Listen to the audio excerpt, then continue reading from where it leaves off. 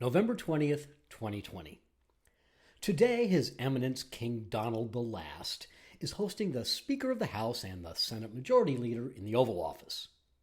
Don't be silly. Of course, he's not bringing bitch McConnell and maskless Nancy to the White House to discuss the next coronavirus relief package or how to approach the latest war in the Balkans with tact and diplomacy. No, today's guests of honor are from the Michigan State Legislature, and I'm sure they'll be asked to provide an update on the Flint water situation. Or just maybe Trump will implore, beg really, Republican State Senator Mike Shirkey and Speaker Lee Chatfield to ignore the fact that Joe Biden won their state by 155,629 popular votes and send a slate to cast the state's 16 electoral votes for Donald Trump. I mean, why even bother holding an election when all you have to do is pay off just enough legislators in just enough states to vote their lack of conscience when it comes to sending electors to college?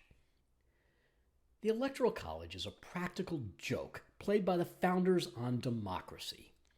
This cockamamie scheme for determining the leader of the free world was silly in 1787 and can't possibly be taken seriously 233 years later. I recognized just how crazy the system is when I first learned about it, and I may have been sent to the principal's office when I blurted out, "That's some bullshit," in my fourth grade class. The framers of the Constitution were hardly enlightened, we might say woke today, when it came to things like liberty, democracy, or equality. Remember, these were the same guys who restricted the vote to white landowning males and decided that a Negro slave, all other persons, only counted as 3/5 of a person when it came to apportioning members of the House of Representatives. Hell, the Bill of Rights was more concerned about being roommates with soldiers than letting the people have a say in their elected representatives. After all, it was the Constitution that put the U.S. Senate in the hands of state legislators because the framers believed that we, the people, couldn't possibly be trusted with our vote. Oh, and if no presidential candidate is awarded a majority of electoral votes, in that case, and it has happened twice, the U.S. House of Representatives gets to decide who heads up the executive branch. But it's not like each member of Congress gets a vote because, that would be too obvious. No, each state's congressional delegation gets a single vote. So California would have as much say as, say, freaking Wyoming. Speaking of California and freaking Wyoming, earlier this month, 5.9 million of my fellow Golden Staters voted to make America great again.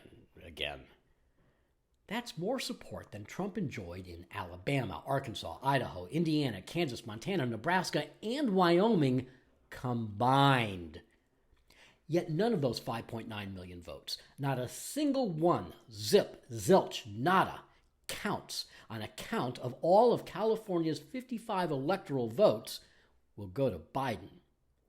The same can be said of Arizona, in which Trump won nearly as many popular votes as Biden, but will walk away with 0 of the state's electoral votes.